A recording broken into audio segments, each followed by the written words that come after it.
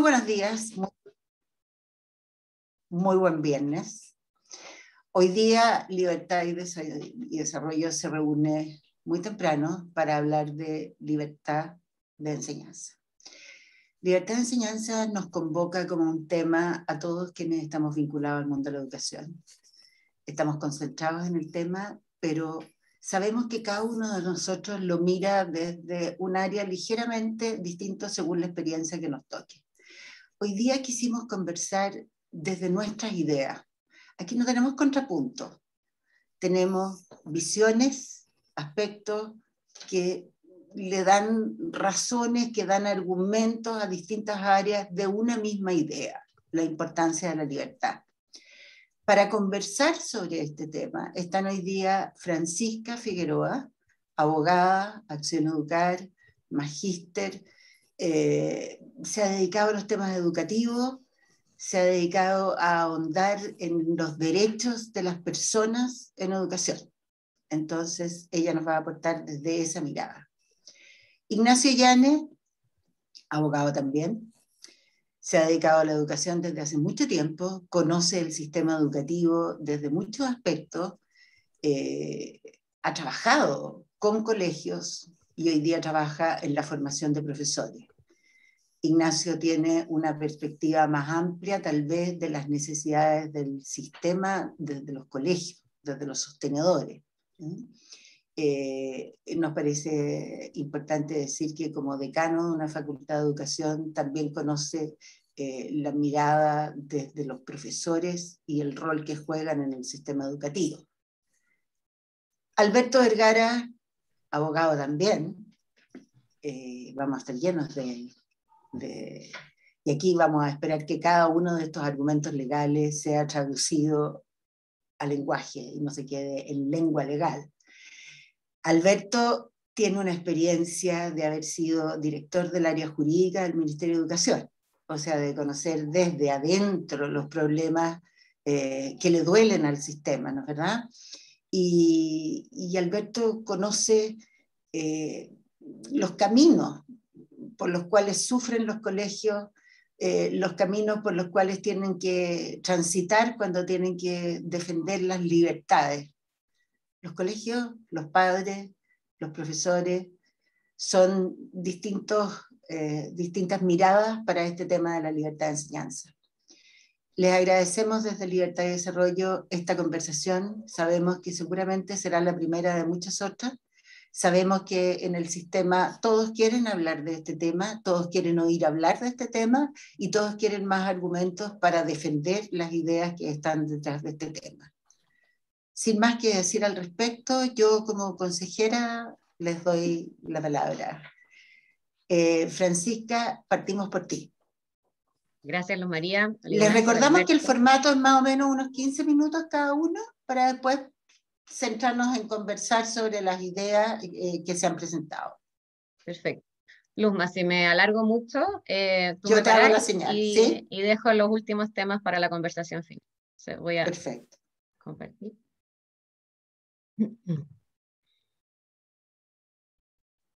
¿Se ve bien ahí? Sí. Se ve perfecto. Ya. Bueno, muchas gracias. Hola a todos. Mi presentación nace de una reflexión que hicimos los centros de estudio de centro derecha para elaborar un documento a ser entregado a los convencionales de la Convención Constituyente. Y a nosotros nos tocó liderar el de las libertades clásicas.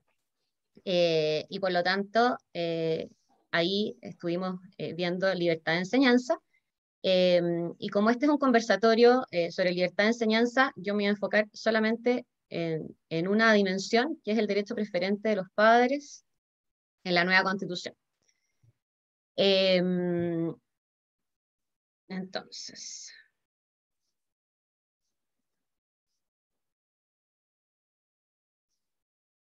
para contextualizar un poco de dónde nace la libertad de enseñanza, nos referimos al origen de las libertades clásicas. y es que la conformación del orden constitucional surge y se desarrolla en función de la protección y resguardo de un marco de inmunidad conformado por las libertades y los derechos personales frente a las acciones potencialmente arbitrarias de los gobernantes y funcionarios. Entonces, en la evolución que se vive en el poder, desde las monarquías hasta las democracias como las conocemos hoy día, se elabora entonces este ámbito de protección y resguardo de inmunidad de la persona. Y así surgen entonces los conceptos de las libertades y los derechos a resguardar. Ahora, este resguardo constitucional no implica solamente un mínimo de certeza jurídica de que no se me vaya a afectar en mis derechos, sino que también son ámbitos que la decisión de la mayoría no puede transgredir. O sea, no porque todos estén de acuerdo en perjudicar a uno se va a hacer, porque de la propia persona emanan ámbitos que no están en discusión y que por lo tanto, aun cuando la mayoría pretenda transgredirlos, no puede.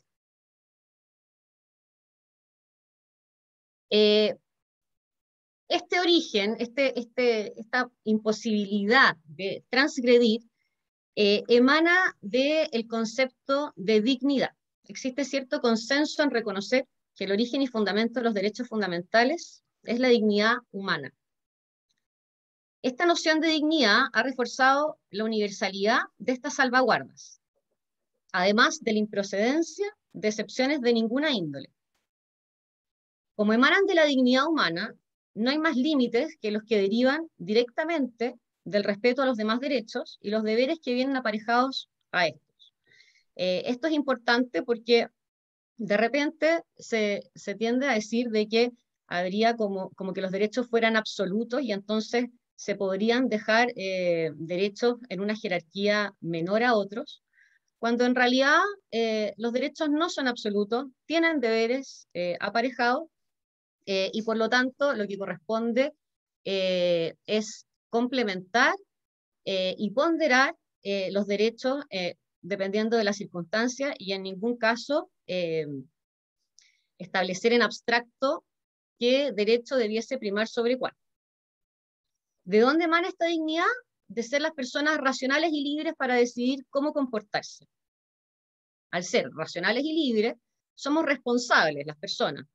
Y de esto deriva el reconocimiento que se hace a la autonomía que tienen las personas para conducir su propia vida.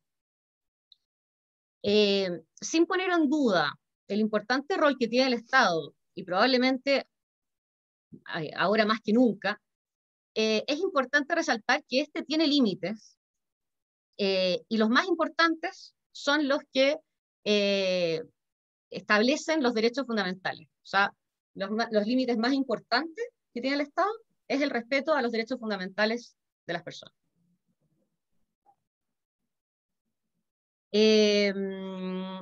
Bueno, así como este era el contexto, ¿cierto?, de las libertades clásicas, y para entender por qué me estoy refiriendo al derecho preferente de los padres, habría que aclarar primero que podemos considerar la libertad de enseñanza en una triple dimensión, ¿ya? Primero, desde la perspectiva de la persona y sus padres, y acá lo importante es cómo y responder a la pregunta de cómo y dónde educarme. Después voy a aclarar por qué estoy hablando de educarme de la propia persona. Y después, en el fondo, voy a explicar de dónde se deriva entonces el derecho preferente de los padres en la educación de los hijos. Otra perspectiva es desde quién hace la enseñanza un proyecto de vida. Y finalmente, desde quién enseña el profesor mismo, ¿cierto? Y acá es importante la libertad de cátedra.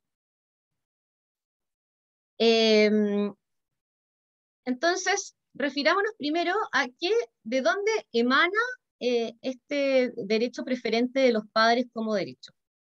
Hay que, el derecho preferente de los padres sobre la educación de los hijos se incluyó en el catálogo de derechos de la Declaración Universal de Derechos Humanos de 1948. Hay un libro de Marian Glendon que cuenta la relación de Eleanor Roosevelt con la Declaración Universal de Derechos Humanos, y en este se explica entonces la razón de cómo se fueron incorporando los distintos derechos.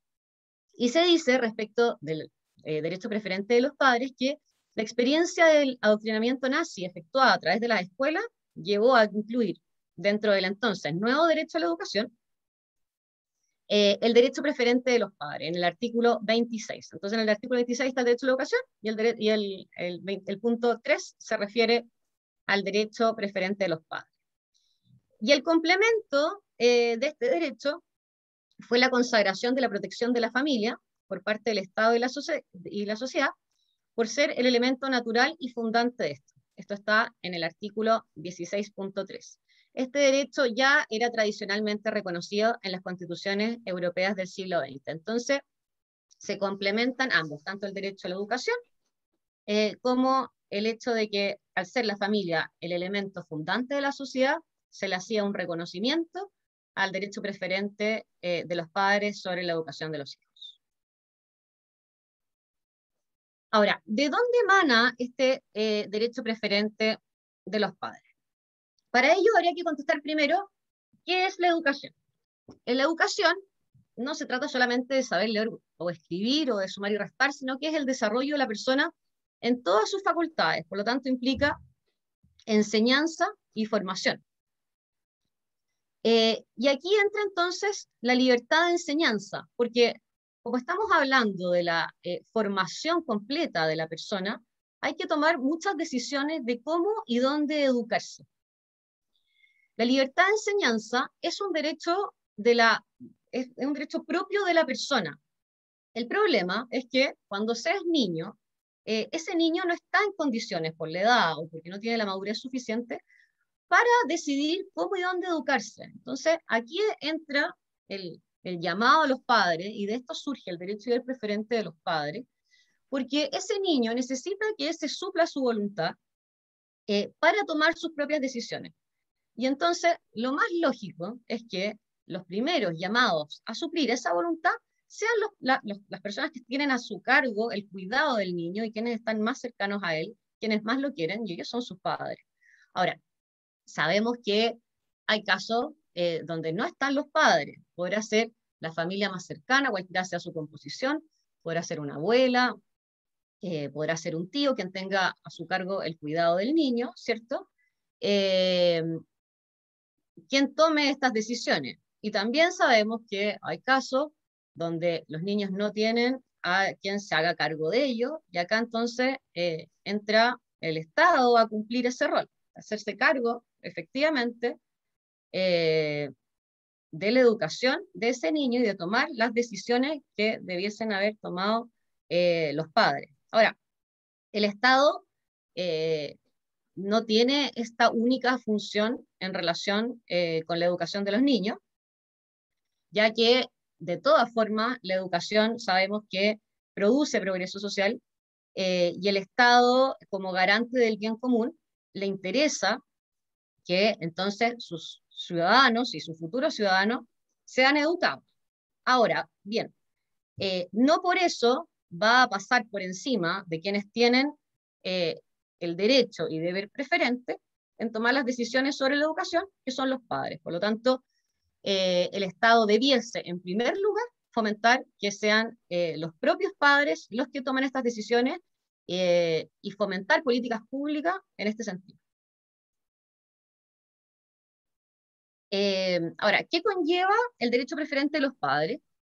Ya señalamos entonces que son los primeros llamados a suplir la voluntad del niño respecto a cómo y dónde educarse, cuando éste no tiene la edad o madurez suficiente para tomar sus propias decisiones. Es muy fácil imaginarnos un adolescente adulto, en el fondo, un joven de 18 años, que tiene que tomar las decisiones sobre su propia vida, sobre qué va a estudiar, sobre cuál pretende que sea su proyecto de vida, ¿cierto? Bueno, tenemos que imaginarnos que ese mismo joven fue niño alguna vez y alguien debía hacerse cargo de formarlo y tomar las decisiones para ello. Ahora, es un derecho preferente y a la vez un deber, por lo tanto los padres no pueden elegir no educar. Es un deber que ellos tienen. Como señalamos, ya lo señalé anteriormente, así que no lo voy a repetir, pero se trata de un derecho preferente, pero no exclusivo. Por lo tanto, si faltan los padres y no hay familiares que puedan hacerse cargo, el Estado sí cumple un rol importante respecto a las decisiones que se tienen que tomar en la educación. Y también es importante recordar que hay una responsabilidad aparejada a la educación que se quiere dar. Por ejemplo, en el Código Civil, desde siempre existe la responsabilidad de los padres por los hechos que comentan sus hijos, que conocidamente provengan de la mala educación. ¿Por qué? Porque en el fondo se está asumiendo que los padres tienen un deber de educar a los hijos, y si no lo hacen son responsables de los hechos que estos cometan, de los daños que estos produzcan, por actos que conocidamente provengan de esta mala educación.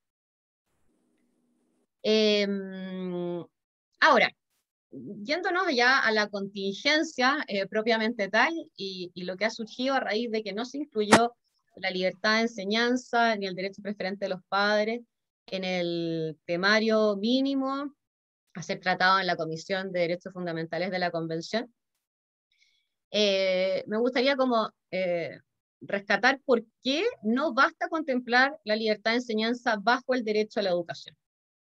¿Ya? Primero que nada, son derechos distintos, si bien son dos caras de la misma moneda en relación con la educación, son derechos distintos y ambos son derechos fundamentales, ambos emanan de la dignidad humana. Por lo tanto, no corresponde Parece que elegir siempre fue a las uno. 8:30, Cristi. No corresponde Perdón, elegir uno.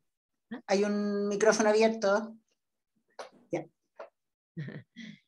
No correspondería elegir uno por sobre el otro en abstracto. Ahora, si en cada caso concreto entran ambos derechos en conflicto, un juez tendrá que ponderar las circunstancias y decidir qué derecho prevalece. Por otro lado, la educación se refiere a una persona y por lo tanto a un ser que es racional y libre. No es tan fácil, o en verdad es imposible, separar la educación de la decisión sobre cómo y dónde educar. Y por lo tanto, el argumento de que, bueno, primero preocupémonos de la educación y después de la libertad, no procede, porque cuando estamos hablando de educación, tenemos que tomar decisiones sobre formación y por lo tanto sobre cómo y dónde educar.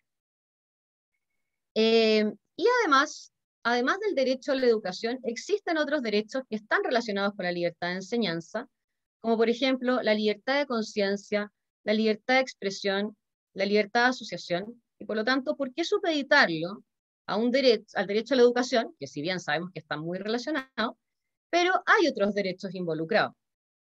Entonces, en este punto, me gustaría referirme un poco a la libertad de conciencia, porque a pesar de la relación estrecha con el derecho a la educación, hay una base de las libertades en la conciencia de las personas.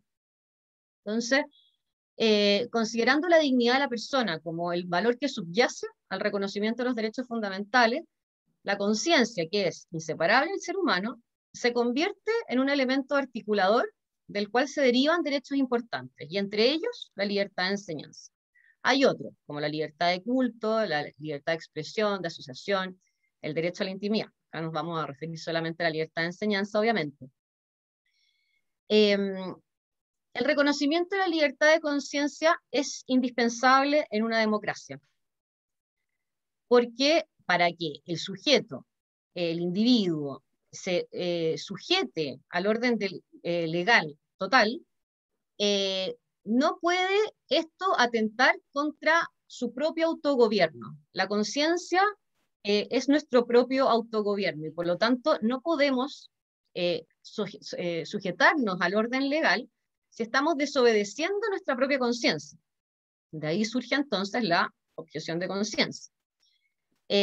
Su consagración no puede estar en duda en el texto constitucional, y acá hay una frase que me gusta mucho de Humberto Nogueira, que es: garantizando la libertad de conciencia, el Estado constitucional democrático se legitima. Porque, ¿cuál sería la legitimidad de un Estado que no permitiese ser a la persona ella misma?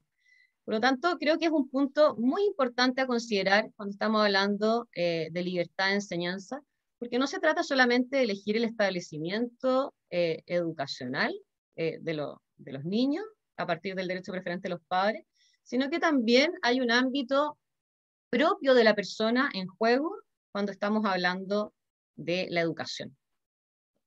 Por lo tanto, si la libertad de enseñanza no se consagra expresamente, y me estoy poniendo en el peor escenario porque espero que no pase así, de todos modos existiría el ámbito de la conciencia y su despliegue en la educación, y que el Estado no puede negar. Por ejemplo, en Estados Unidos, donde el sistema educacional es muy estatal, sí existe un ámbito de objeción de conciencia en el que los padres objetan determinados contenidos que se prestan en los establecimientos educacionales porque atentan contra lo que los padres creen. Por ejemplo, estamos hablando de métodos de prevención del SIDA, educación sexual. Incluso han habido ámbitos en relación con la enseñanza del origen del mundo, etc.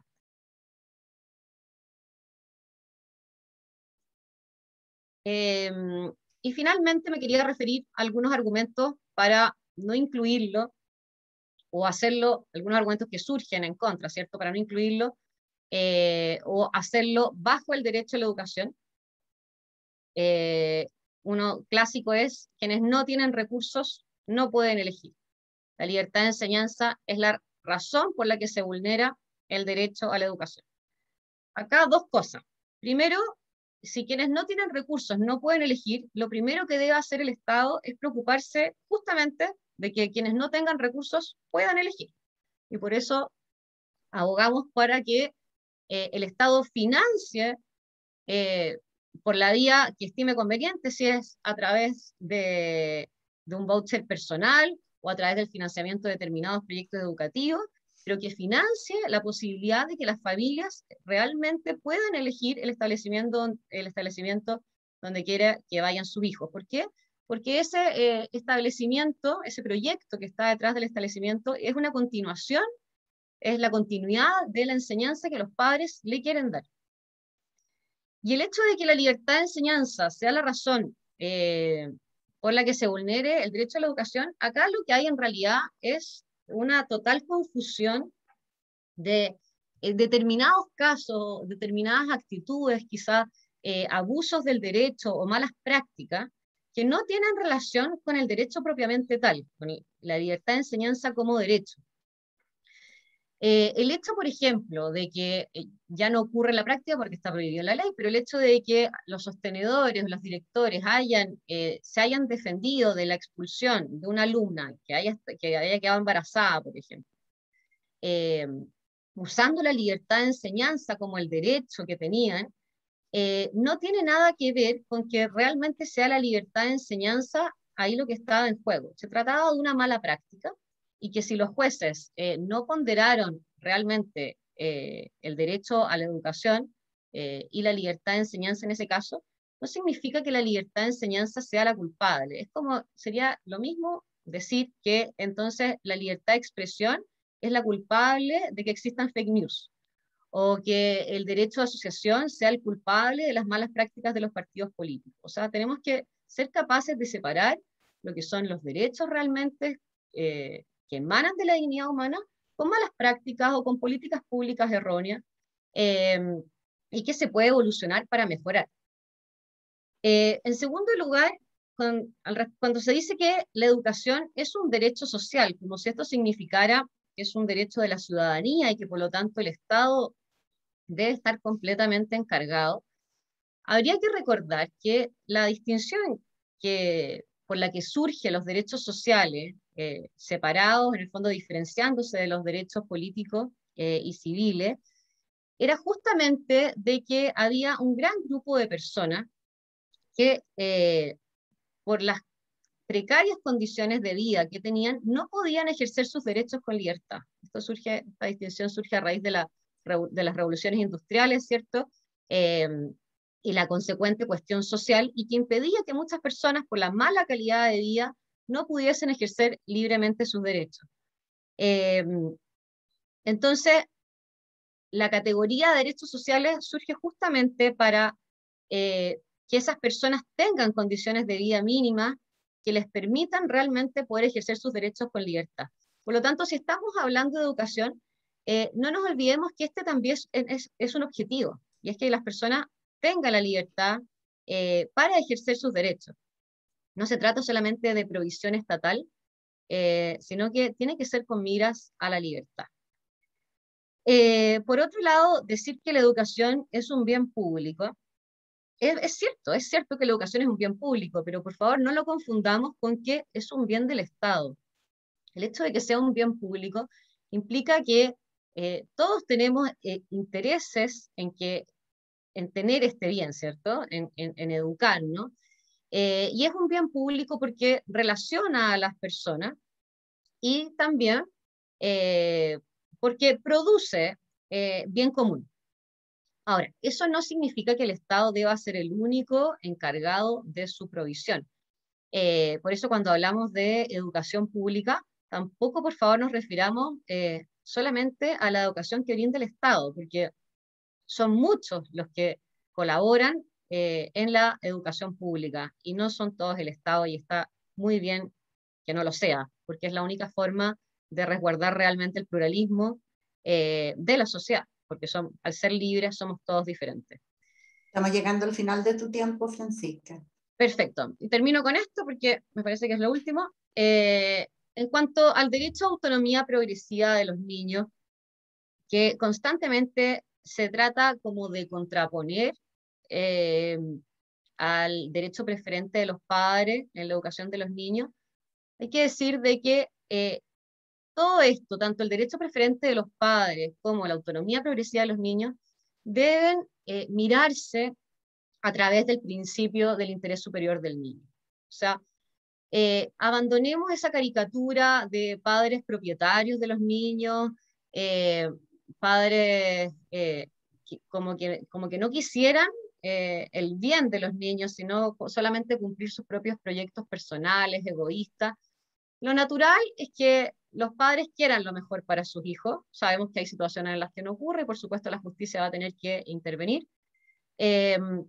Pero compatibilicemos ambos principios. O sea, si hay un niño que se quiere cambiar de colegio a los 16 años, porque está viviendo una situación espantosa de bullying o lo que pudiese ser, tiene que ser capaz de compatibilizarse la autonomía progresiva de ese niño, es decir, la decisión de decir, en verdad, me quiero cambiar de colegio, con el derecho preferente de los padres para tomar las decisiones sobre la educación de ese hijo, mirado todo a través del principio del interés superior de ese niño en concreto.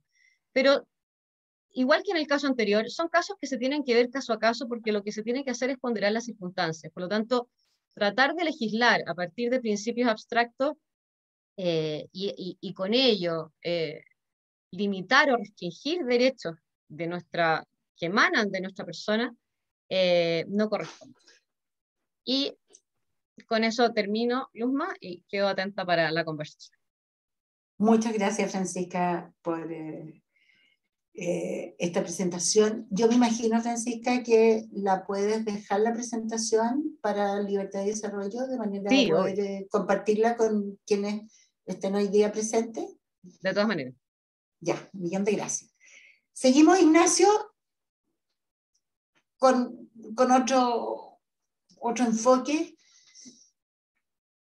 Se van agregando preguntas, se van agregando...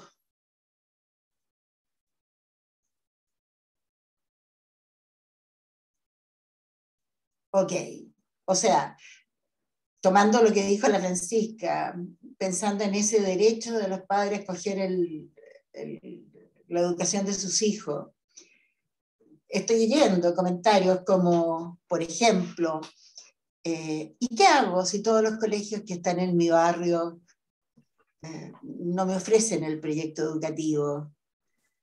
Si no me dan alternativas porque no tienen buenas capacidades, no son buenos. ¿Qué hago? Vamos, Ignacio. ¿Qué le respondemos? Gracias, Luzma.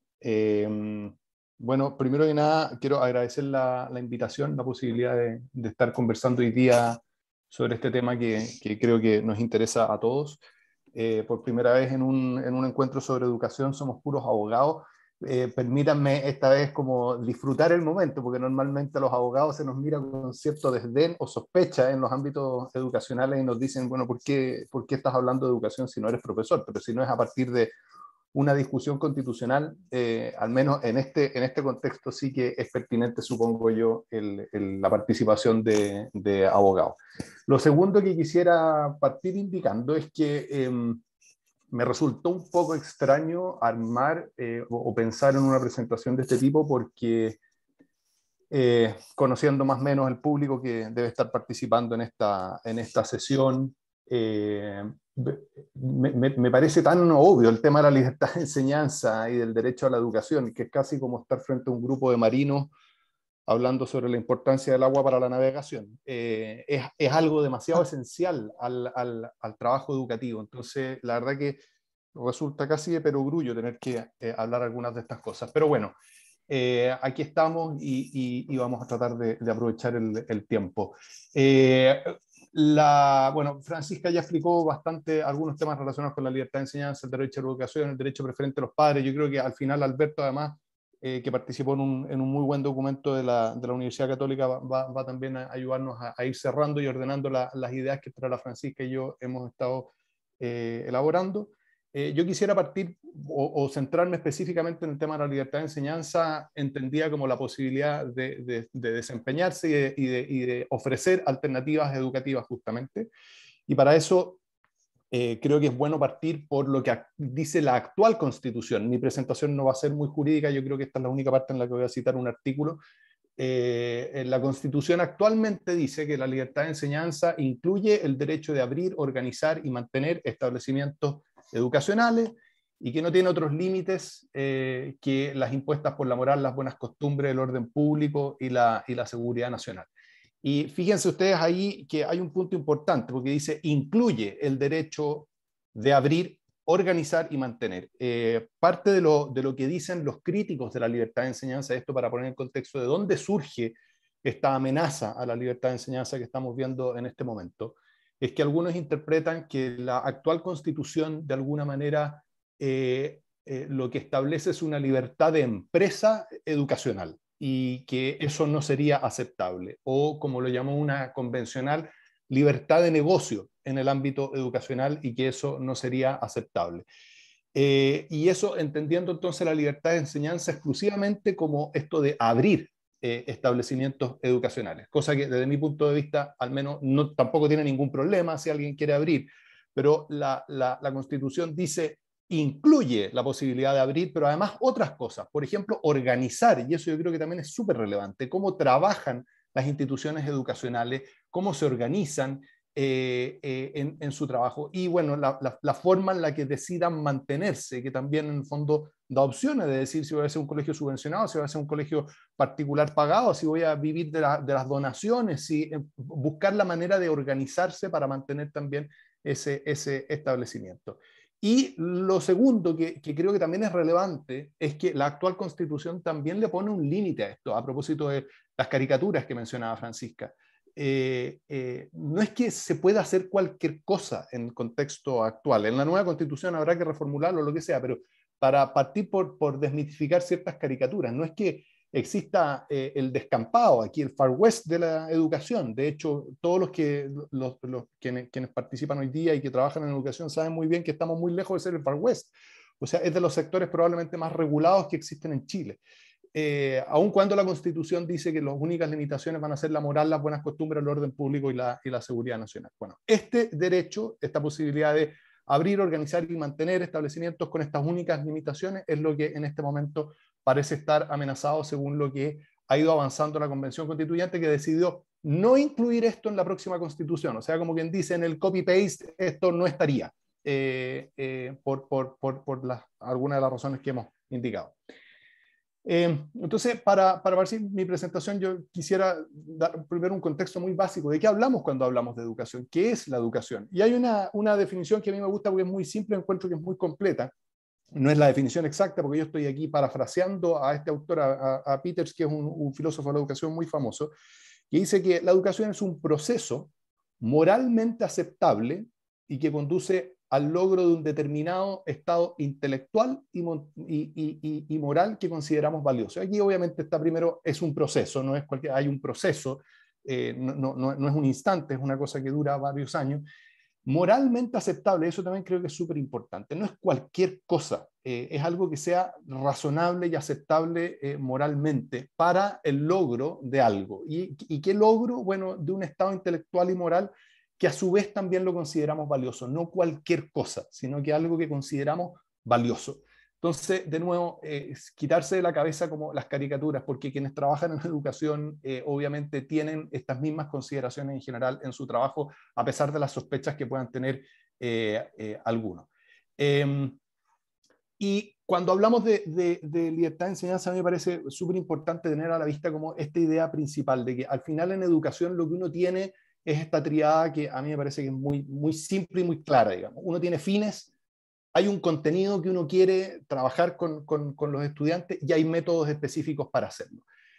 Fines, contenidos y métodos. Eso es básicamente lo que resume lo que es la educación y a ellos debiera referirse en cierta manera la libertad de enseñanza. O sea, un buen proyecto educativo debiera tener fines claros, contenidos esbozados o al menos como insinuados, ¿no es cierto? Es decir, para esto se trabajará tales temas, tales otros, en fin, y métodos. Este colegio, esta universidad cree en la educación presencial y en el trato directo con sus estudiantes, o nuestro método es a distancia, en fin, obviamente que puede tener distintos caracteres.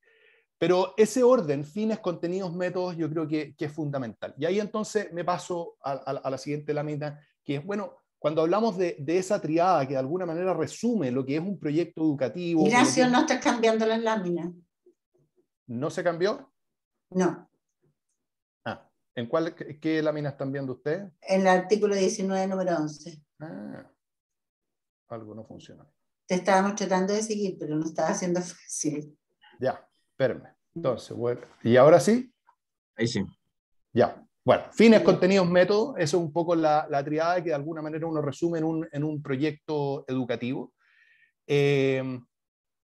Y cuando hablamos de un proyecto educativo, yo creo que es importante ir sobre todo, en primer lugar, a los fines, porque normalmente nos quedamos como en cosas muy como administrativas o higiénicas, y la verdad que cuando uno va a los fines es algo un poco más elaborado.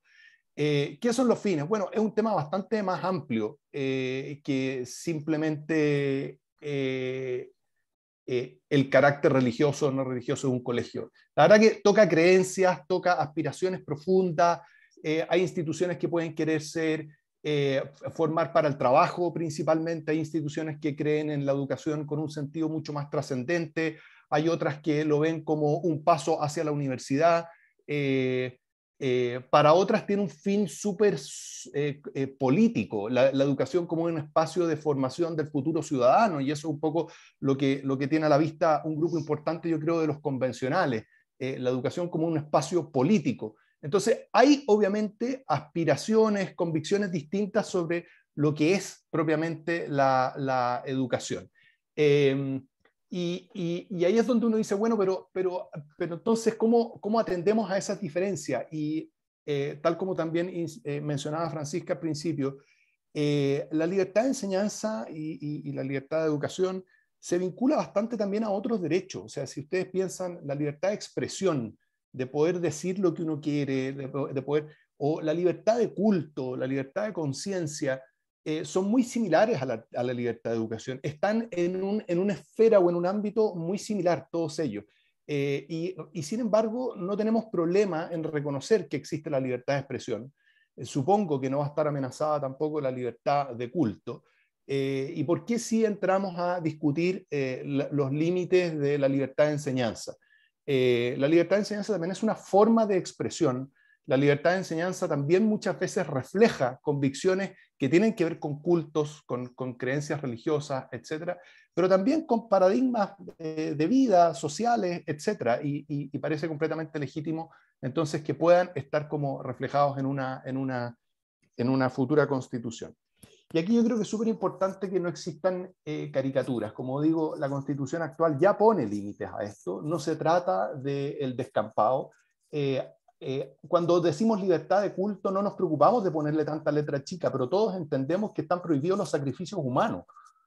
Nadie que propone la libertad de culto está proponiendo sacrificio humano, y si una religión en Chile quisiera hacer eso, obviamente le diríamos no, usted no está amparado por la libertad de culto.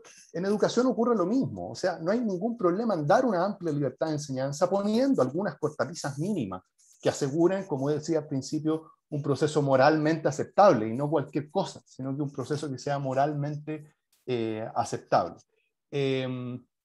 Y esto nos permitiría avanzar hacia proyectos educativos diversos y no solo, de alguna manera, variaciones sobre el mismo tema. ¿Qué tenemos actualmente en Chile? Que tenemos un sistema tan normado en el ámbito escolar, también empieza a pasar cada vez más en el ámbito universitario, por ejemplo, en las pedagogías en las que a mí me toca trabajar. Está todo tan normado que lo que tenemos en verdad son variaciones sobre el mismo tema, como se diría en la música. Tenemos un currículum que es el mismo para todos, muy similar para todos, y ahí suponemos que la variedad va a venir a través de pequeños énfasis, de si algunos son más deportivos, otros más artísticos, otros más religiosos, etc. Suponemos que todos tenemos los mismos fines y por lo tanto el proyecto educativo pasa a ser como una forma, caminos alternativos para cumplir los mismos fines. Caminos alternativos para cumplir los mismos fines. Y la verdad que el proyecto educativo debiera ser también la posibilidad de tener fines diferentes y reconocer que existen finalidades diferentes, porque hay proyectos de vida, de sociedad, etcétera, diferentes. Y eso tiene que estar reflejado en una sociedad. Eso debe poder florecer en una sociedad, darle variedad a la sociedad. Entonces, no se trata solamente de cuidar mi libertad del proceso de admisión o de si el colegio va a poder ser religioso o no. Yo creo que va mucho más allá incluso. En Estados Unidos, la semana pasada estaba escuchando un podcast, hay un college, una universidad que tiene el mismo currículum desde 1860, decía el rector, una cosa así. Porque es una universidad cuyo foco son los libros clásicos de Occidente y tienen el mismo currículum desde 1860. Eso es inviable en Chile. Seguramente que le caen en Chile, que están quilosados, que su bibliografía es muy antigua, porque leen a Shakespeare o porque leen, no sé, la Ilíada.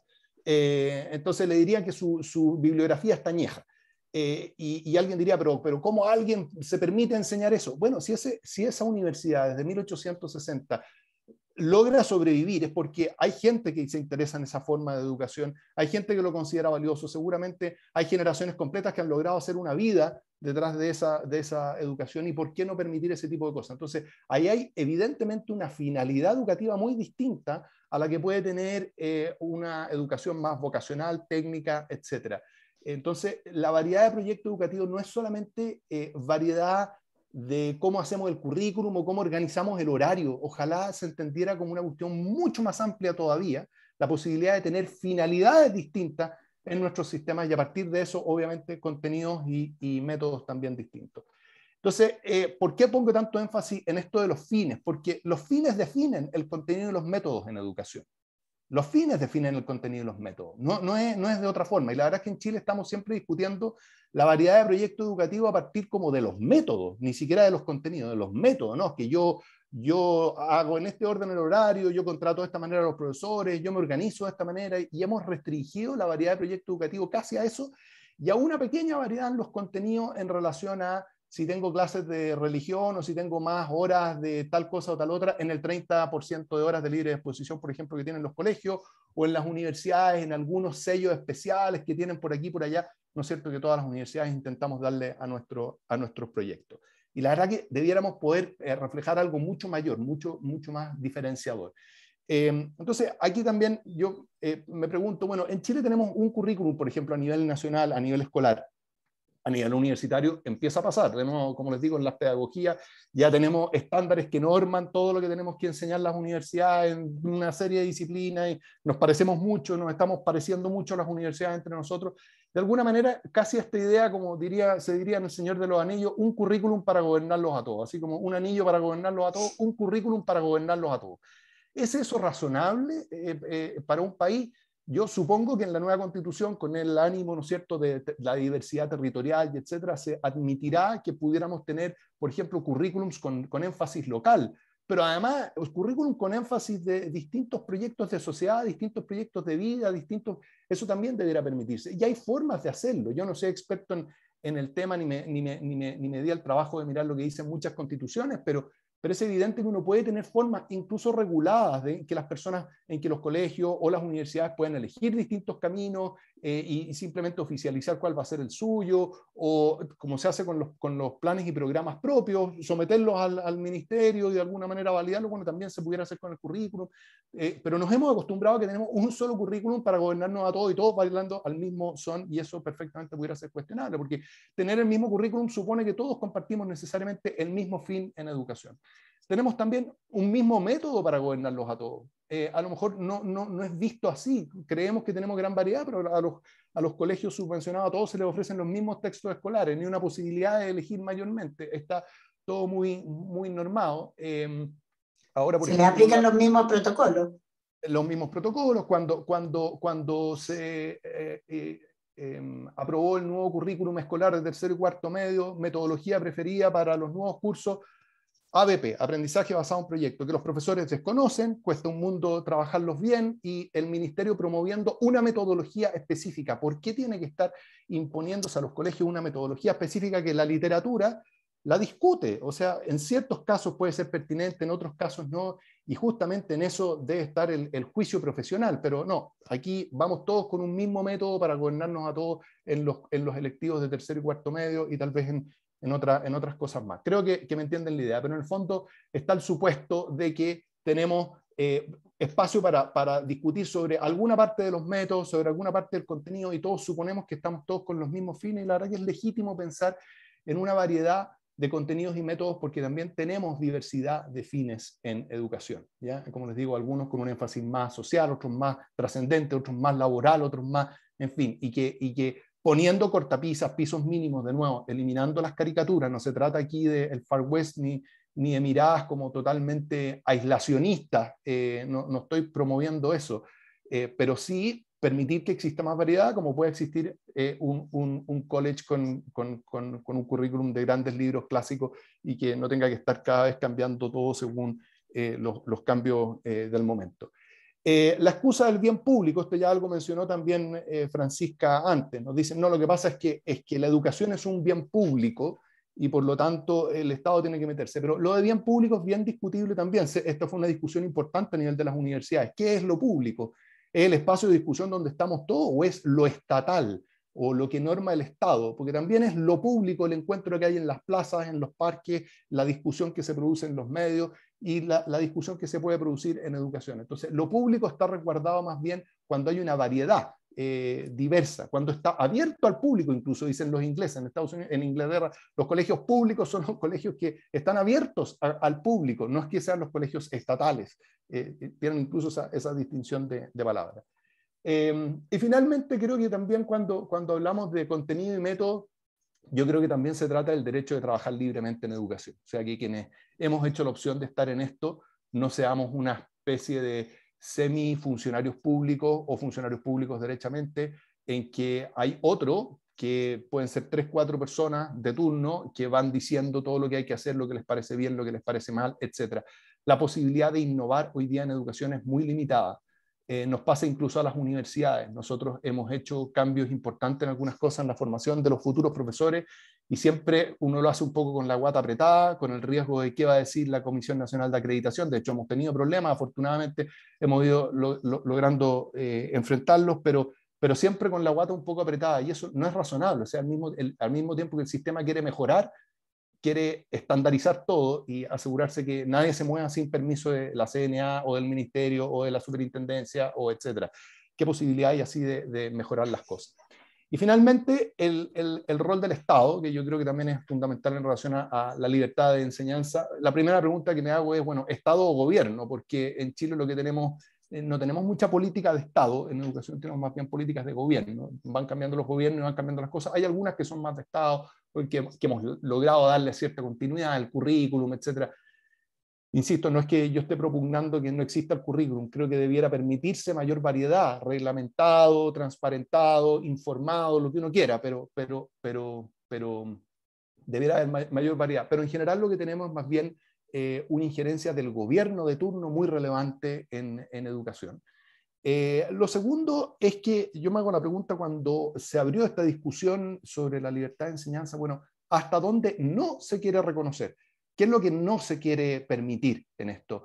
Está en juego aquí no solamente la libertad de enseñanza escolar, sino que también la libertad de enseñanza universitaria, supongo. Porque cuando no se incluye en la Constitución, supongo que no va a haber un grupo privilegiado que sean las universidades y otro más perjudicado que sean los establecimientos escolares o de educación parvularia. Pero estamos llegando al tiempo, aquí. Ignacio. Ya, gracias. Vamos a estar todos en este baile. ¿Hasta dónde no se quiere reconocer? ¿A dónde termina o dónde empieza? ¿En algún minuto empieza la libertad de enseñanza? ¿En las clases particulares? ¿Va a haber espacio para las clases particulares o no? Puede sonar ridículo, pero en China ya las prohibieron, así que no es ridícula la pregunta, porque siempre alguien te dice, no, pues sí, no exageres el punto, pero es que en China ya las prohibieron, justamente para evitar la diferenciación entre los que pueden pagar clases particulares y los que no. No, es que yo voy a hacer la estrategia y lo voy a hacer con clases particulares, pero fuera de China, internacionales. No, esas son las que prohibieron, justamente. La posibilidad de contratar tutores de Estados Unidos que le hagan clases de inglés a los niños en China. Está prohibido. Se van a prohibir la academia extraprogramática, las clases de verano, los summer camps, no sé, en fin, las academias de piano, todo eso que puede sonar ridículo, pero lo que pasa es que las zonas de intersección son, los colegios muchas veces del horario de clases pasan a las academias y de las academias se pasa a los scouts y de los scouts se pasa a las actividades de verano. Entonces, ¿dónde empieza algún espacio a la libertad de enseñanza? Y eso no me ha quedado claro a mí. ¿A qué se refieren con que no, queremos excluir la libertad de enseñanza de la próxima Constitución? ¿Quieren excluir todo eso o qué? Y a propósito ahí hay un de eso, tema, Ignacio, ahí hay un tema que tiene que ver con los profesores también, con las capacitaciones, que es una manera de regular la libertad de enseñanza, por así decirlo, la libertad de proyecto. también, Sí, o sea, conducir efectivamente. Ahora, claro, la ley que se acaba de aprobar, los cursos de verano que se quieran hacer van a tener que estar aprobados previamente por el CPIP, por ejemplo. Bueno, o sea, otra cortapisa más en la que nuevamente tenemos que estar siguiendo ciertas directrices como gubernamentales. Bueno, ¿qué atribuciones va a tener el Estado? Porque aquí nos dicen que probablemente no entre en la nueva Constitución esa libertad que vamos a tener las personas. Bueno, pero ¿cuáles van a ser los límites que se le van a poner al Estado? Porque también me gustaría saber eso. ¿Qué atribuciones va a tener el Estado en todo esto? La excusa del financiamiento público también se discutió en su momento respecto de las universidades, creo que no aplica. O sea, aquí estamos hablando de qué libertades le vamos a dar a las personas para poder dedicarse a la educación, trabajar en educación, abrir ofertas, espacios educativos a las personas, en fin. Y por último, aquí creo que está en juego la heterogeneidad u homogeneidad del sistema.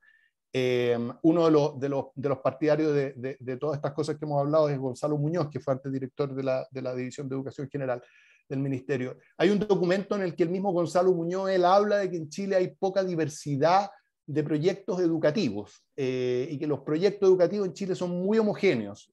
Bueno, eliminando la libertad de enseñanza vamos a tener proyectos más homogéneos. ¿Sí? No vamos a poder como discutir nada de eso. Bueno, eso, lo dejo hasta aquí, Luzma. Gracias.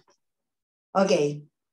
Vamos acumulando inquietudes, vamos acumulando cuestionarios, o sea, vamos acumulando ruido, porque claramente muchas de las cosas que hemos visto aquí las compartimos todos nosotros y sabemos que por el otro lado se generan ruido. Entonces vamos ahora, Alberto, y al magnífico estudio que hiciste junto a la Católica y que de alguna manera se hace cargo de algo que a mí me parece tremendamente importante, que es del análisis de cómo se nos ha ido moviendo el piso respecto a las libertades, pero también de propuestas, de qué hacer respecto a cada una de estas amenazas a la libertad que se nos vienen por delante. Muchas gracias, Luzma. Primero, buenos días a todas las personas que participan. Muchas gracias a Libertad y Desarrollo por la invitación.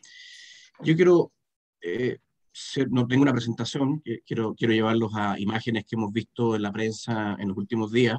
Quiero partir por una imagen que quizás no tiene en principio mucha relación, en teoría, con lo que vamos a discutir. No sé si han visto en las últimas 2 semanas graves escasez de combustible en el Reino Unido. Ustedes me dirán, bueno, ¿qué tiene que ver eso con la libertad de enseñanza, el derecho preferente de los padres, la educación? Y lo relaciono con la siguiente frase de Sir Craig Oliver. Dice, el Brexit fue la derrota de la verdad compleja frente a las mentiras simples. Sir Craig Oliver es un editor británico, fue jefe de comunicaciones del gobierno de David Cameron, y nos dice, todo lo que hay detrás del Brexit son en su gran parte falsedades que derrotaron a la verdad compleja. Y eso es lo mismo que nos está pasando en Chile desde hace por lo menos 15 años. Estamos escuchando desde hace 15 años una serie de falsedades, falacias, medias verdades, y que están derrotando a la verdad compleja. Y algunas de esas falacias o falsedades, un poco Francisca e Ignacio ya las explicaron, y por lo tanto yo no quiero ahondar por ahora en ellas, pero sí quiero hacerme cargo de una primera gran falacia que de alguna manera Ignacio y Francisca esbozaron, pero que también la hemos escuchado mucho durante los últimos casi 40 años. Y es esta idea que efectivamente la libertad de enseñanza sería prácticamente una libertad de empresa en materia educacional y que sería algo casi que exclusivamente de Chile, habría sido un invento de los Chicago Boys, etcétera. Y eso es falso. Francisca ya nos mencionó que la libertad de enseñanza está consagrada a nivel de la Declaración Universal de los Derechos del Hombre, la Naciones Unidas del año 48. Pero además, si uno revisa, y es algo que hicimos en el documento del Centro de Políticas Públicas de la Universidad Católica, si uno revisa la gran mayoría de las constituciones del mundo, todas consagran expresamente la libertad de enseñanza, tanto de las instituciones como de las personas, porque eso es lo otro importante. De alguna manera, en las caricaturas acá, se nos ha querido hacer ver que la libertad de enseñanza es de los sostenedores. La verdad es que la libertad de enseñanza es una libertad de las personas y que es fundamental que exista libertad de enseñanza para que pueda haber realmente derecho a la educación. No son derechos contrapuestos. Sin libertad de enseñanza, el derecho a la educación va muriendo, se va marchitando y se va transformando en un mero adoctrinamiento o derechamente no existe. Y vamos a un ejemplo que estamos viendo en Chile dramático en los últimos casi 19 meses. Miles de niños que no pueden ir a sus escuelas porque sus sostenedores no quieren abrir sus escuelas, por razones políticas, por razones sanitarias, las que quieran. ¿Qué han podido hacer muchas familias para permitir que sus hijos sí se eduquen? Cambiando de establecimiento. Si no hay libertad de enseñanza, si no hay libertad de elección, cientos o miles de niños que sí pudieron cambiarse de establecimiento en los últimos meses, seguirían viendo su derecho a la educación profundamente afectado. O vamos a también otro ejemplo de la pandemia. La libertad de enseñanza es lo que permitió que muchos establecimientos educacionales pudieran hacer clases online al día 2 de la suspensión de clases en marzo del 2020. Por lo tanto, con ejemplos concretos, y de esos hay miles, nos demuestra que la libertad de enseñanza, si bien es un derecho o una libertad distinta al derecho a la educación, la libertad de enseñanza no tiene como finalidad solamente permitir la diversidad de proyectos educativos, permitir la libertad de que todos nosotros podamos enseñar, sino que también tiene la finalidad de la libertad de enseñanza de asegurar que exista realmente el derecho a la educación. Porque si no hay libertad de enseñanza, ¿quién termina siendo el único educador? El Estado. Y cuando el Estado termina siendo el único educador, el riesgo de adoctrinamiento o el riesgo de que no exista educación es gravísimo. Y por lo tanto, no hay que pensar la libertad de enseñanza como algo antagónico al derecho a educación, sino, como decía Francisca, son caras de la misma moneda, son derechos distintos, pero además, si destruimos la base de la libertad de enseñanza, terminamos en último término matando el derecho a la educación. Y por eso lo relaciono con lo que está pasando hoy día, 5 años después del Brexit, con algo tan simple como es que los británicos no pueden echar benzina, porque si nosotros marchitamos aún más la libertad de enseñanza, lo que vamos a terminar haciendo en 5, 6, 7 años más es que vamos a terminar marchitando aún más el derecho a la educación, el derecho al aprendizaje. Y además, porque si marchitamos la libertad de enseñanza, también vamos a marchitar la libertad de elección de los padres. ¿Dónde pueden elegir las familias y los padres si es que no hay diversidad de proyectos educativos? Y si no hay libertad de enseñanza, no hay diversidad de proyectos educativos. Y también otro de los mitos que de alguna manera Francisca lo esbozó una supuesta contraposición entre el derecho preferente de los padres a los hijos, con la autonomía progresiva de los hijos. Si no hay libertad de enseñanza, tampoco hay posibilidad de que esa autonomía progresiva de los hijos pueda hacerse efectiva. O sea, esa hija o ese hijo que quiere elegir un colegio distinto a los 16, 17 años, incluso distinto al que eligieron sus padres, si no hay libertad de enseñanza, no hay diversidad de proyectos educativos, ¿qué va a poder elegir esa adolescente o esa adolescente? Por lo tanto, de alguna manera, por eso es que si uno revisa las constituciones de todos los países, y aquí sin entrar en demasiado detalle, pero la constitución de Holanda, la constitución de Alemania, la constitución, sin ir más lejos, la de Brasil, la de Argentina, la de Colombia, la de México, etcétera, etcétera, todas consagran expresamente la libertad de enseñanza, la libertad de cátedra, justamente para que haya diversidad de proyectos educativos, pero también para asegurarnos que las personas reciban educación, porque además no solo las constituciones lo han consagrado, sino que, por ejemplo, el Tribunal Europeo de Derechos Humanos, en al menos 3 casos bastante emblemáticos, el caso Folguero, el caso Sengin o Sergin y el caso Kelsen, ha dicho expresamente, no basta simplemente con que, por ejemplo, la enseñanza del Estado sea neutra, sino que de alguna manera tiene que esa enseñanza del Estado permitirle, incluso dentro de la enseñanza estatal, permitirle ámbitos de elección a los padres y que sean ámbitos de elección reales. Por ejemplo, en el caso Folguero y en el caso Sergin, una real objeción de conciencia dentro de la educación estatal de Noruega y de Turquía. Por lo tanto, la libertad de enseñanza y la libertad de elección no solo hay que pensarla como diversidad de proyectos educativos versus la educación estatal, sino que también que esa libertad de enseñanza y esa libertad de elección y esa diversidad la encontremos incluso dentro del sistema estatal. Por tanto, aquí insisto, la importancia de la libertad de enseñanza no hay que limitarla solamente a que haya un colegio privado o un colegio particular subvencionado, sino que qué libertad de enseñanza le doy, por ejemplo, a tenedores estatales, por ejemplo, los servicios de educación regionales o locales, para reflejar la diversidad étnica, cultural y geográfica. Por lo tanto, efectivamente hay un gran contrasentido, es algo que Ignacio mencionó, también Francisca, pero en esta discusión sobre la nueva constitución, donde supuestamente queremos reflejar distintas cosmovisiones, más pluralismo, donde queremos darle una mayor relevancia a los pueblos originarios, es un total sentido limitar la libertad de enseñanza. Porque, ¿qué posibilidades van a tener los pueblos originarios o las distintas cosmovisiones o la mirada local? Hay un fuerte mandato por una mayor regionalización. ¿Cómo vamos a regionalizar si es que cortamos la libertad de enseñanza? Le cortamos la libertad de enseñanza, por ejemplo, a los gobiernos locales, a las comunidades locales.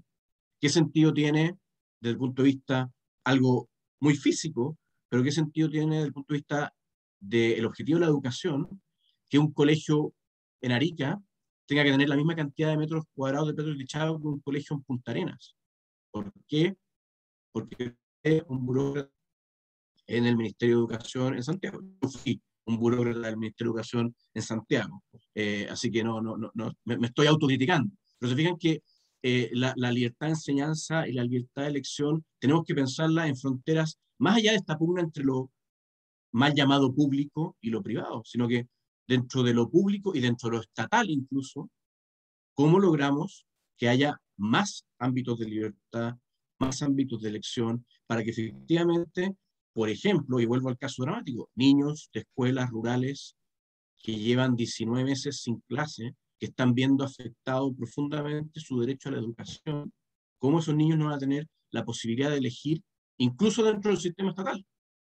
¿Se fijan? Entonces, de alguna manera, la disyuntiva, la falacia en que la libertad de enseñanza es libertad de empresa, que la libertad de enseñanza es Far West, o que la libertad de enseñanza atenta contra de alguna manera la calidad de la educación, porque ese es otro de los mitos que uno escucha, que la libertad de enseñanza ha sido uno de los grandes obstáculos para que el Estado pueda intervenir fuertemente y asegurar una calidad de la educación. La primera pregunta, y ahí Ignacio, que está metido en el día a día en las pedagogías, y Luzma del Consejo, que nadie sabe realmente lo que es calidad de la educación.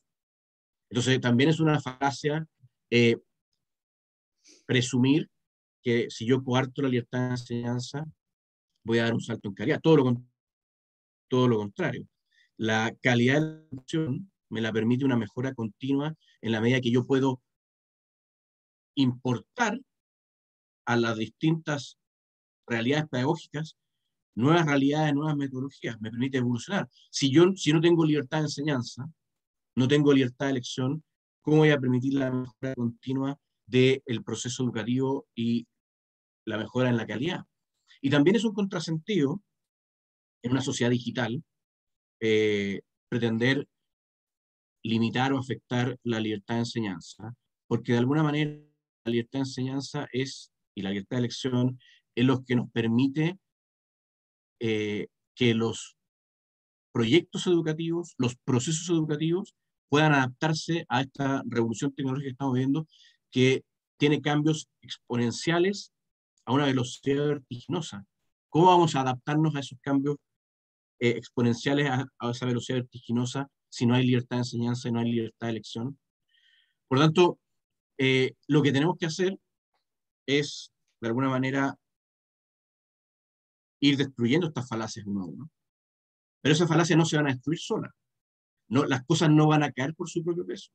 Y vuelvo a citar a Sir Craig Oliver. A veces la mentira simple derrota a la verdad compleja. Y por tanto, nosotros tenemos que, de alguna manera, en el día a día, salir a enfrentar estas falacias y estas mentiras y salir a exponer en concreto los resultados. Y los resultados que quizás no van a tener en una semana más, en un mes más, pero sí en 2, 3 años más. Efectivamente, como decía Ignacio, Gonzalo Muñoz critica al sistema chileno porque hay poca diversidad de proyectos educativos, pero Gonzalo Muñoz, por otro lado, es uno de los que promueve que no haya libertad de enseñanza. Es un contrasentido. Vámonos a los países donde no hay libertad de enseñanza real. No es necesario mencionarlos, pero todos los conocemos. No son países con una calidad de la educación y son países donde además, y es algo que mencionó Ignacio, no nos podemos olvidar, porque alguien podría decir, bueno, no demos la pelea en libertad de enseñanza o démosla hasta cierto punto. Total, una vez me dijo una persona, total, yo a mi hijo lo educo en la casa. No, ojo, ya lo dijo Ignacio, o sea, el Estado chino totalitario está coartando la libertad de enseñanza y la libertad de elección a niveles de que prohíbe, por ejemplo, que los niños chinos tomen clases online con profesores extranjeros. Entonces, aquí no hay que ser ingenuo. Y por lo tanto, el afán de limitar la libertad de enseñanza tiene también como objeto limitar la libertad de expresión, tiene como objeto también limitar la libertad de culto, tiene también como objeto la libertad de emprendimiento. O sea, esto no es solamente atacar una libertad, sino que si yo le pego un misil a la línea de flotación de la libertad de enseñanza, produzco un efecto dominó en la libertad de conciencia, en la libertad de expresión, en la libertad de emprendimiento, etcétera, etcétera. Y por lo tanto, lo que tenemos que hacer es llevar al pizarrón con casos concretos. O sea, la libertad de enseñanza existe en la mayoría de los países europeos y los países europeos tienen en todos los niveles del sistema escolar un sistema mixto de enseñanza donde los proyectos privados son muy importantes. Y en el mío, como lo público no es lo estatal, sino lo que está abierto a todo el público, y tenemos universidades privadas en Inglaterra que son milenarias, pero vámonos a Holanda, donde gran parte incluso de los colegios que son propiedad del Estado son administrados por particulares, por lo tanto hay una Casi especie, el 100%. Claro, hay una administración delegada, pero donde el gobierno, el Estado holandés, le permite bastante autonomía a esos privados que administran las escuelas holandesas. en Bélgica hay un sistema mixto y son países con buenos resultados en calidad educativa. Y vámonos a Estados Unidos, donde efectivamente Francisca mencionaba que a nivel de educación escolar hay una fuerte presencia estatal, pero con bastante autonomía local. O sea, no existe, por ejemplo, en Estados Unidos un currículum mínimo obligatorio a nivel de gobierno federal. No existe. Cada estado y cada ciudad en Estados Unidos tiene muchísima autonomía, incluso en la educación estatal, para definir sus contenidos, sus metodologías. Y aún así en Estados Unidos, la educación privada a nivel escolar y lo que se conoce como los charter schools, que son un equivalente a los particulares o nacionales chilenos, son muy importantes. Y son muy relevantes. Y por último, para que la persona que no quiere elegir la educación privada pueda, o sea, ya el no elegir es una libertad, pero yo tengo que tener la posibilidad incluso de no elegir. Cuando yo coarto la libertad de enseñanza, estoy incluso coartando la libertad de no elegir. Y eso es gravísimo, y eso efectivamente busca el adoctrinamiento. Y Francisca lo mencionaba, la libertad de enseñanza tuvo un rol muy importante a raíz de los horrores del totalitarismo nazi y stalinista, pero permanentemente hay intentos de varios estados de volver a controlar las conciencias de los ciudadanos a través del control de la educación, transformando la educación estatal en una herramienta de adoctrinamiento. Y la Corte Europea de Derechos Humanos le dijo a Noruega, que es un país que de alguna manera algunos acá tienen como un país modelo, pero incluso la Corte Europea de Derechos Humanos le tuvo que decir a Noruega en el caso Folguero, ojo, usted está adoctrinando en la educación pública y usted tiene que darle opciones de objeción de conciencia reales a los padres en la educación pública noruega. Y condenó a Noruega en el caso Folguero. Por lo tanto, insisto, la libertad de enseñanza tenemos que superar esa idea de que es simplemente contraponer proyectos privados versus proyectos estatales, sino que la libertad de enseñanza es cómo logramos que los profesores a todo nivel, las comunidades a todo nivel, incluso dentro del aparato estatal, puedan desarrollar diversidad de proyectos educativos, puedan hacer algo tan simple como que lo hemos visto en la pandemia, que haya profesores de escuelas rurales que, por iniciativa propia, contrataron internet satelital y le dieron clases a sus niños de escuelas rurales. Pero eso no nació del burócrata, eso nació de la libertad de enseñanza del docente, del profesor, que también es la libertad de cátedra. O sea, aquí no hay que olvidarnos, y insisto, es uno de los reduccionismos que hemos cometido en Chile. La libertad de enseñanza no es solo del sostenedor, la libertad de enseñanza, dentro de ciertos límites, también es del profesor, la libertad de cátedra. Y si no le damos libertad de cátedra, no lo consagramos en la nueva Constitución, lo que vamos a terminar produciendo en 5 o 6 años más es un sistema más homogéneo aún de lo que ya lo tenemos, un sistema más adoctrinador del que ya tenemos, y un sistema donde, no tengo ninguna duda, la calidad va a verse fuertemente afectada en todo el sistema. ¿Y qué implica eso? Afectar el derecho a la educación.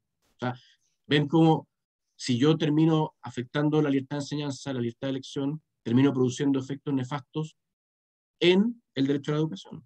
Y termino produciendo efectos nefastos en que probablemente los niños y las niñas de la próxima generación, si yo no consagro adecuadamente la libertad de enseñanza, van a estar en un sistema altamente homogeneizado, altamente adoctrinador, con bajísima calidad, y que eso va a afectar también sus libertades como ciudadanos en muchos otros ámbitos. Por lo tanto, la libertad de enseñanza no se contrapone al derecho a la educación, todo lo contrario, lo potencia. La libertad de enseñanza no se contrapone a la libertad de elección de los padres, todo lo contrario, lo potencia. Y hay que ver con mucha preocupación efectivamente lo que está ocurriendo hoy día en la discusión en Chile, porque corremos el riesgo, y aquí yo no quiero ser catastrofista, pero de alguna manera hay voces que creen que la libertad de enseñanza y la libertad de elección de los padres deben ser eliminadas de la Constitución, y lo que esas voces pueden terminar logrando es la derrota de la verdad compleja por mentiras simples, y terminar afectando el derecho a la educación de miles de niños de esta generación y de la generación futura.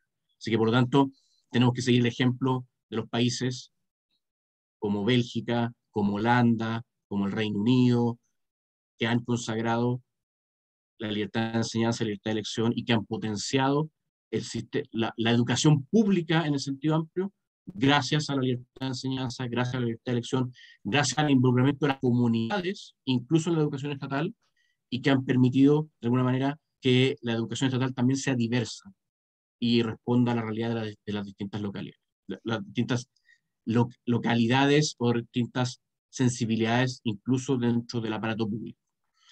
Muchas gracias por el Gracias, tiempo y por la Alberto. paciencia. Oye, nos queda bien poquito rato, pero a mí me gustaría tratar de centralizar en una conversación ahora.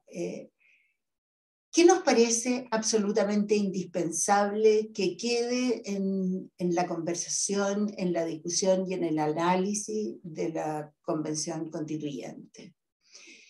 Porque hace algunos días yo leí una columna muy iluminadora, como casi todas las columnas de José Joaquín Brunner, que se llamaba Pluralismo Educacional. Y a mí me parece que esa columna principalmente debería estar, ojalá, termolaminada en el escritorio de cada uno de los convencionales, por cuanto apunta muy importantemente al concepto de pluralismo, que está en el discurso, pero pareciera ser que no están las acciones a las cuales acometen los convencionales. Entonces me gustaría oír de parte de ustedes ¿cuál es el mensaje que le daríamos hoy día a la Convención Constituyente sobre aquellos temas que no pueden faltar en su discusión cuando lleguen a hablar de educación? Teniendo en cuenta pluralismo y cada uno de los temas que ustedes han planteado. A modo de súper resumen.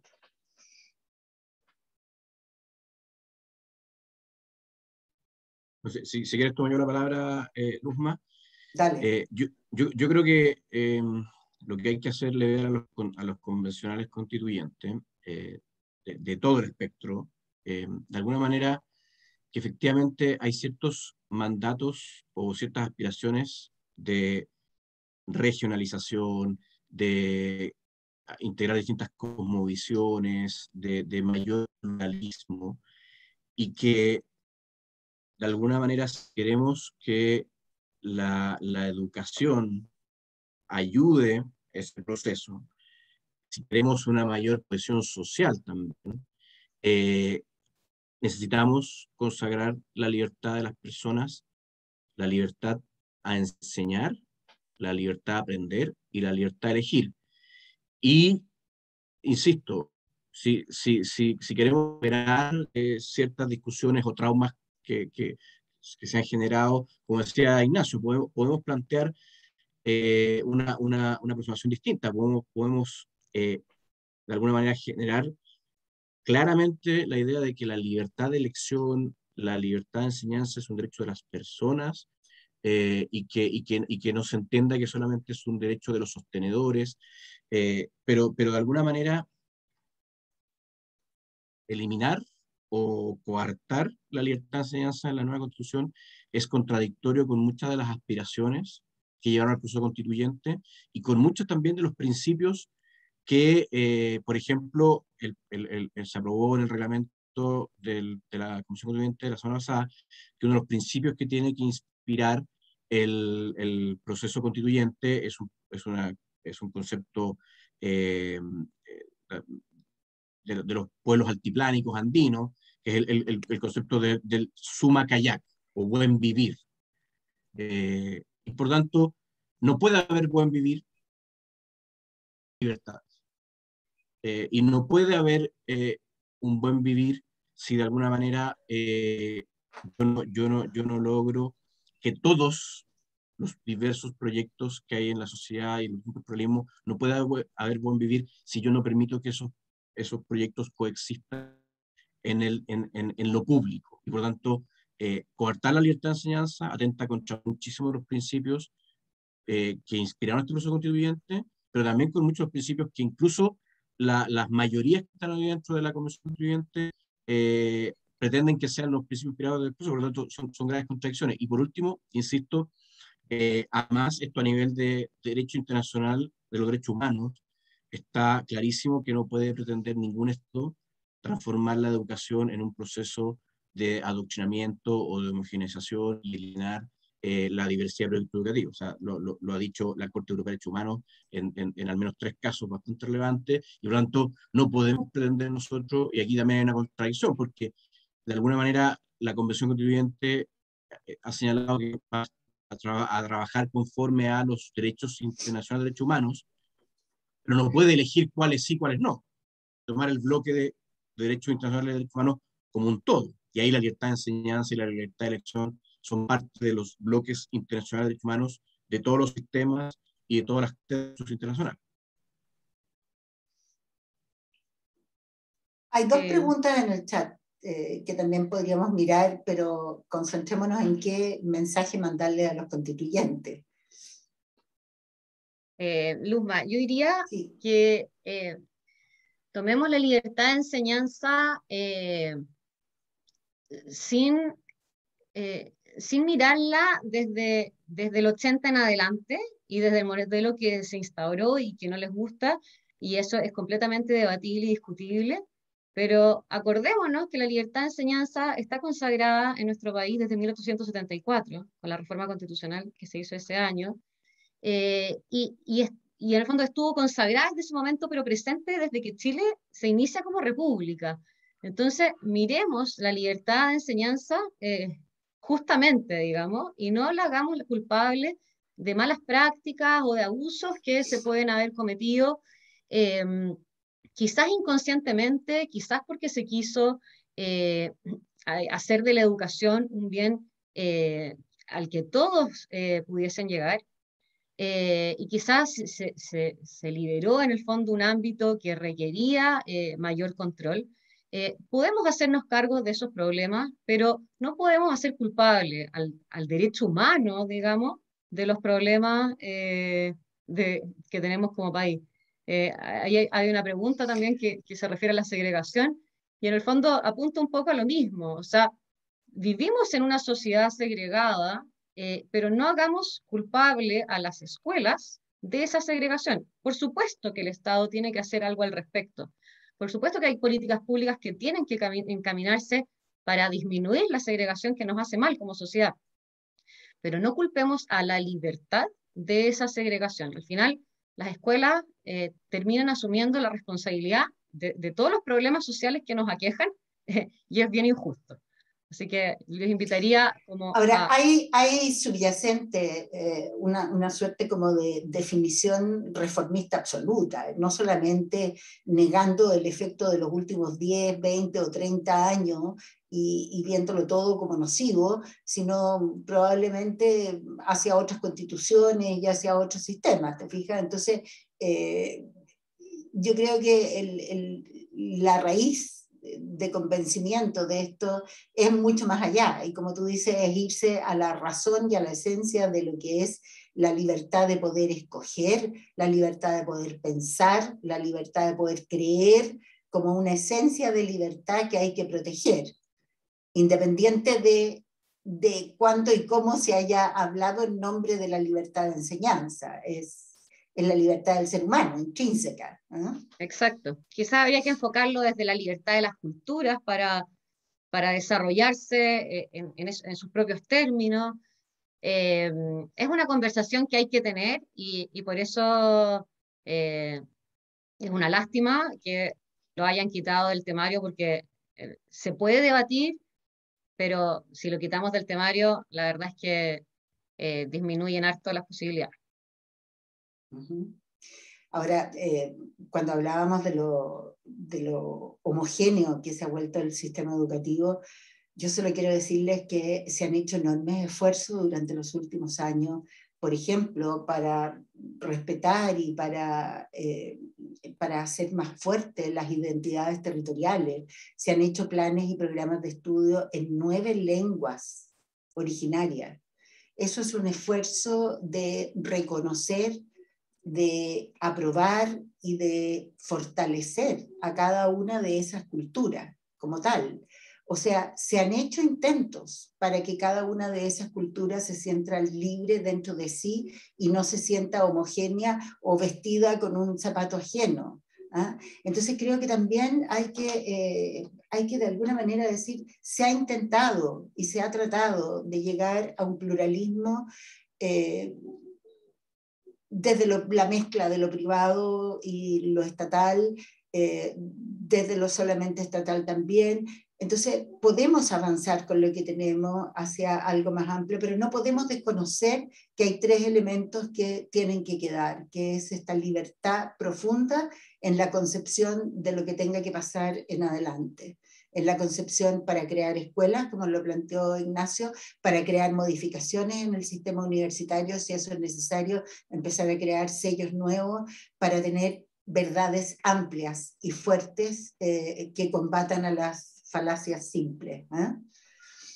Hay más preguntas, me parece. Francisca Vial. Me gusta mucho la forma en que han planteado los efectos que puede tener o no incluir esto más allá de la variedad de proyectos educativos. ¿Podrían precisar cuáles serían estos otros efectos hoy invisibles en la conversación?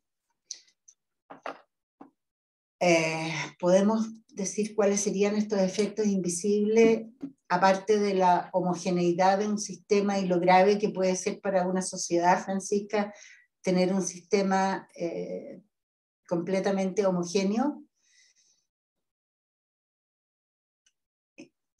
¿Alguno de ustedes se le ocurre cómo poder ilustrarlo de mejor forma? Ignacio, no sé si tú quieres decir algo que no has hablado o digo yo.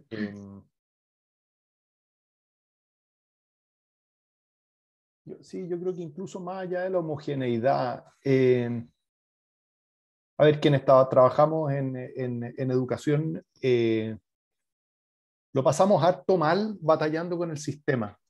Y incluso si es para cumplir con la homogeneización, termina siendo muy frustrante trabajar permanentemente para cumplir. Para otro, para cumplir con papeles que además muchas veces sabe que no van a llegar a nadie, ¿ya? En las universidades hay áreas completas dedicadas a puro llenar reportes para el ministerio, permanentemente, de todo tipo de cosas que además uno sabe que probablemente esa cuestión no la va a leer nadie, probablemente el ministerio la está pidiendo para cumplir con que lo pidió y entonces el día de mañana evitarse posibles acusaciones de que no hizo la pega. Y por otra parte, nosotros mandando información, trabajando equipos completos para presentar información que uno sabe que no va a mirar nadie. Lo mismo pasa en el ámbito escolar, lo he escuchado 1000 veces de sostenedores, vamos llenando papeles todo el tiempo. Esa cuestión lo único que hace es alejar a gente que quiera dedicarse a educación y gente talentosa que uno empieza a conocer, que se empiezan a frustrar del sistema. O sea, yo creo que no solamente la homogeneización, sino que además es la homogeneización y a la larga la precarización del sistema, porque termina siendo un sistema frustrante, donde solo van quedando aquellos que estén dispuestos a esfuerzos heroicos y a veces incluso absurdos de seguir bailando al son de todo esto. Y eso no es razonable. Entonces, porque en otras partes a lo mejor podemos tener sistemas homogéneos, como puede ser a lo mejor en Singapur, también tienen sistemas bien homogéneos, ¿cierto? Pero con estándares súper altos.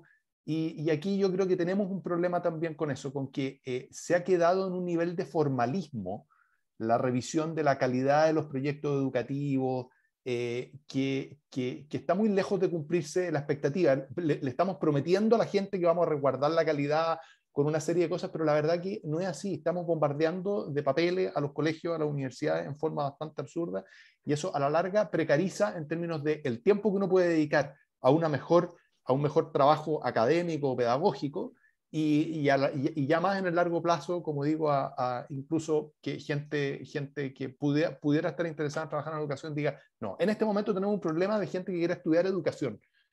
Ha salido en todos los diarios. ¿Quién en su sano juicio puede creer que limitar más y más y más las posibilidades, la libertad de esta profesión va a atraer a alguien? Si estuviéramos discutiendo sobre límites a la ingeniería, límites a... ¿Quién va a querer estudiar ingeniería? Si le estuviéramos prescribiendo a los médicos cómo va a tener que hacer toda su pega, ¿quién va a querer estudiar medicina?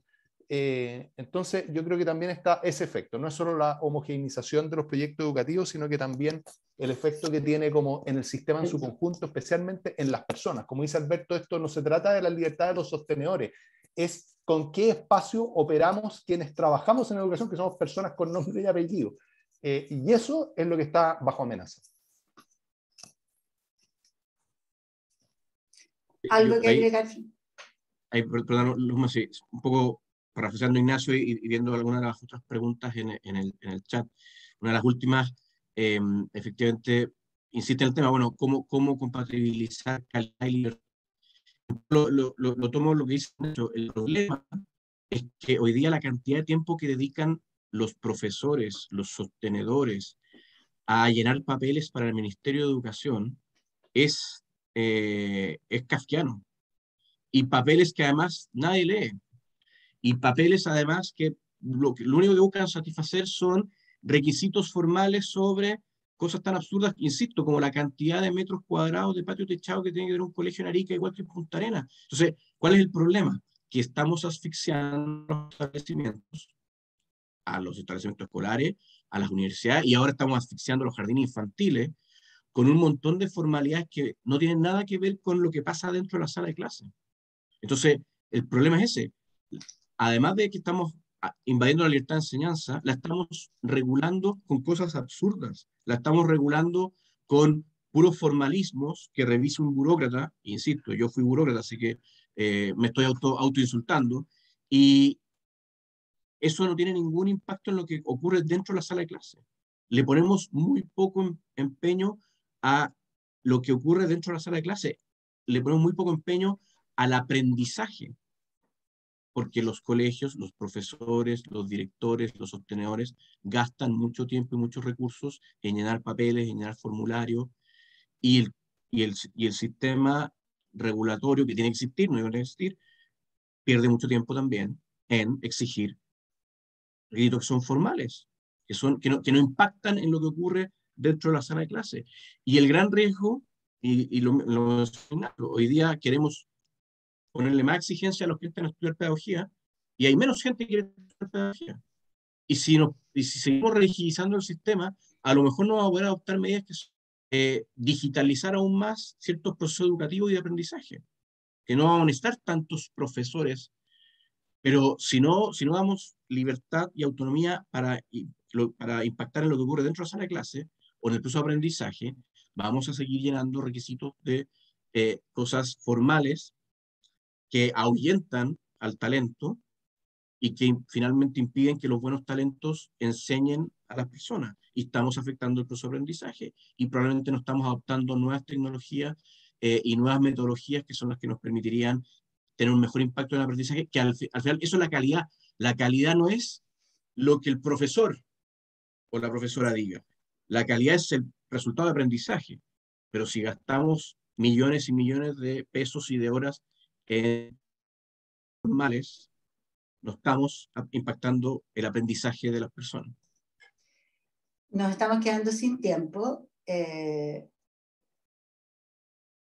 No sé si contestamos todo.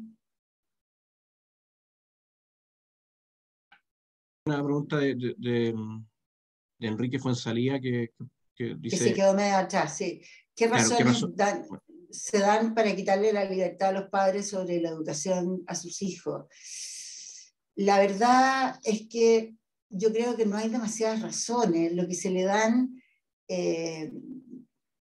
a los padres en el fondo se les limita porque el sistema los limita, porque vive en un barrio donde no tiene mucha libertad y en el fondo el padre queda pensando que hizo una opción porque era la que podía, porque era la que tenía, porque ahí vive y ahí va a vivir porque tiene que pagar dividendo por los próximos 20 años, ¿no es verdad?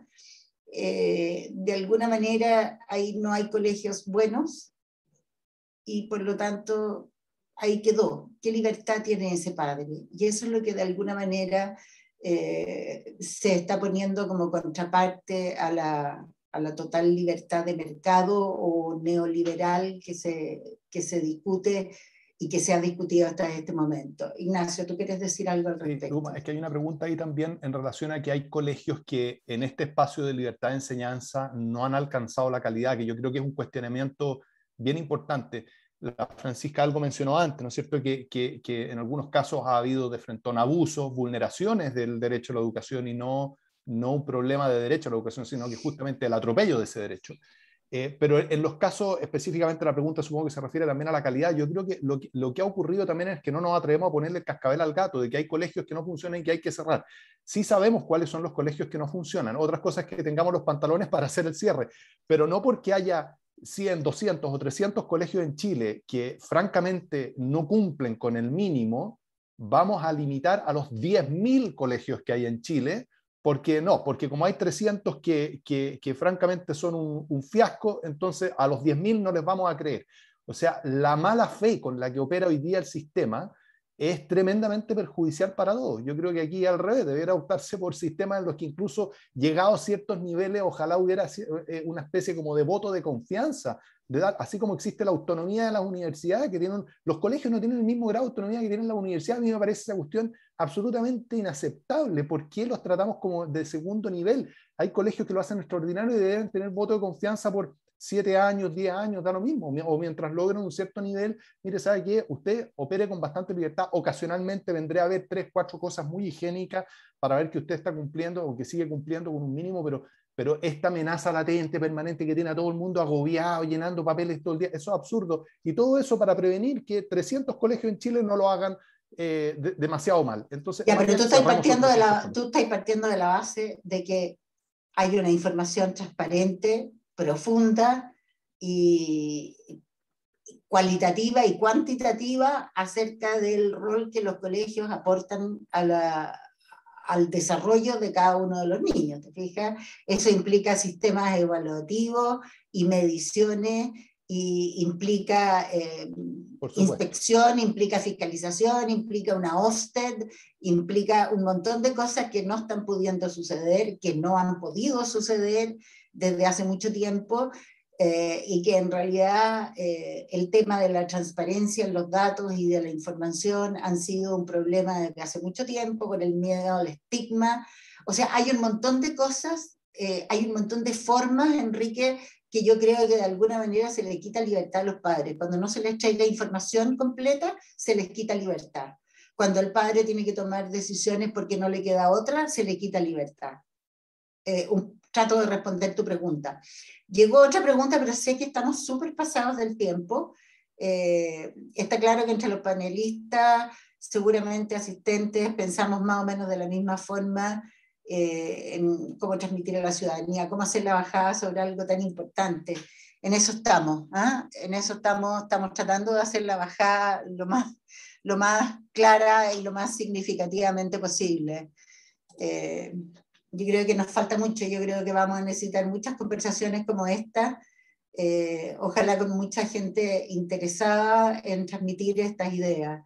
La idea es que para hablar de libertad se necesita ser muy transparente, se necesita estar muy convencidos de lo que estamos diciendo, se necesita ser muy claro diciendo de que no estamos dispuestos a transar con algo que es inherente a nosotros por el solo hecho de ser personas, de ser seres humanos, que tenemos derecho a pensar, que tenemos derecho a creer, que tenemos derecho a vivir de una determinada manera sin pisar la libertad de otros, por supuesto. Oye, Luzma, para terminar, yo creo que vale la pena recomendar el documento que preparó el Centro de Políticas Públicas de la Católica, que Alberto Autor, a lo mejor no lo va a mencionar, pero está muy bueno, y ahí vienen propuestas específicas de cómo pudiera redactarse en la Constitución, a propósito de la pregunta de cómo debiera quedar esto. Está muy bueno porque tiene un análisis comparado cómo es en otros países todo este tema y con propuestas específicas de redacción.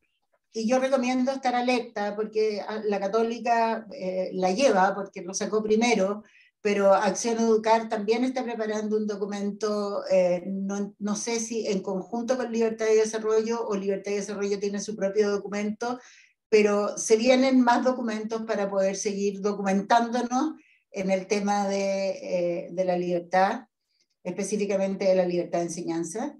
Y los invitamos a todos los presentes a seguir conectados por este medio. Las presentaciones, no sé si se les van a mandar o se van a subir a la plataforma de Libertad y Desarrollo, pero siempre quedan asequibles, ustedes las pueden pedir. Y vamos a seguir conectados para seguir conversando en las próximas semanas acerca de esto que nos convoca. Muchas gracias. Muchas gracias a todos los presentadores. Gracias a usted. Adiós. Muchas gracias a todos. Gracias por la invitación.